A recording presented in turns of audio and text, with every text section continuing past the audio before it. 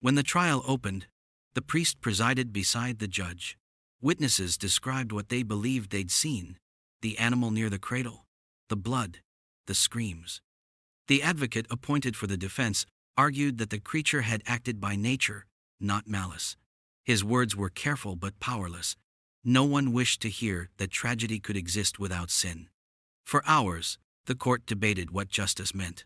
Could a creature without reason still be punished? The answer came as quickly as it was expected. Reason belonged to God, and God demanded order. By punishing the pig, they were not condemning an animal, but restoring balance to the world.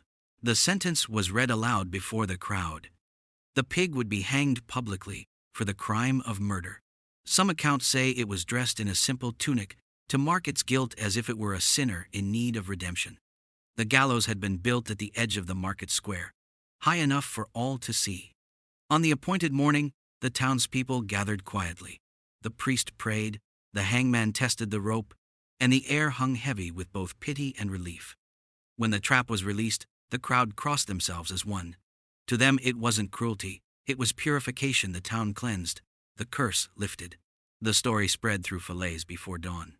A priest was called to bless the house, and as he looked upon the scene, he declared what others already feared, that the animal had been touched by evil.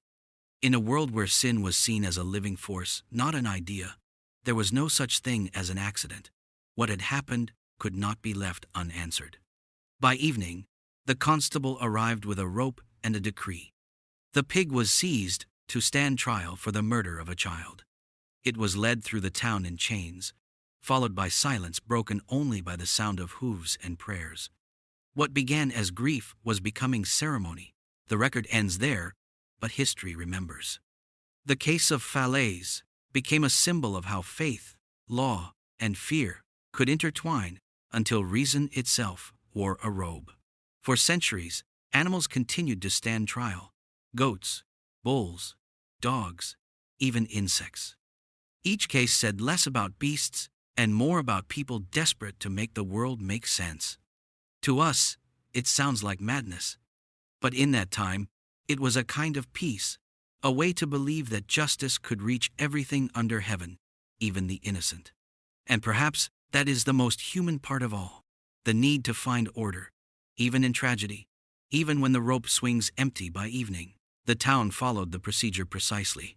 A clerk drew up the charges, a priest blessed the court, and a defense lawyer was assigned to represent the accused.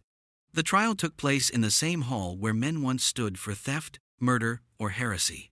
Everything from the formal Latin introductions to the closing prayer followed the rhythm of human judgment. No one in Falaise questioned it. To them, law was not a human invention. It was an echo of divine order, and order had to be restored no matter who had disturbed it. The answer began, as so many medieval tragedies did, inside a small farmhouse on the edge of town. A young family lived there, a mother, a father, and their infant child. They kept a pig, as most families did, for scraps and survival. One morning, while the father worked outside, the mother left the child for only a moment. When she returned, the cradle was overturned, and the world had changed. No one saw what happened next, only the stillness that followed. The neighbors came, the priest was sent for, and by nightfall, the whispers had turned into certainty.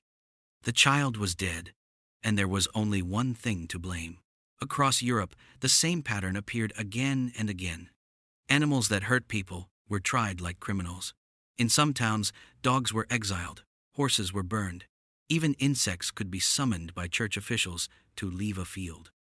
To modern ears, it sounds almost theatrical, but to medieval minds, it was a kind of repair, a way to mend the invisible tear between man, God, and the world. Still, even by those standards, the trial in Falaise was extraordinary. The records list the names of the judges, the witnesses, the scribe, and even the payment for the hangman. But there's one detail missing. What exactly had this pig done to deserve death? In 1386, in the small Norman town of Falaise, a pig was sentenced to death. Not slaughtered for food, not punished in jest, but formally condemned by a court of law.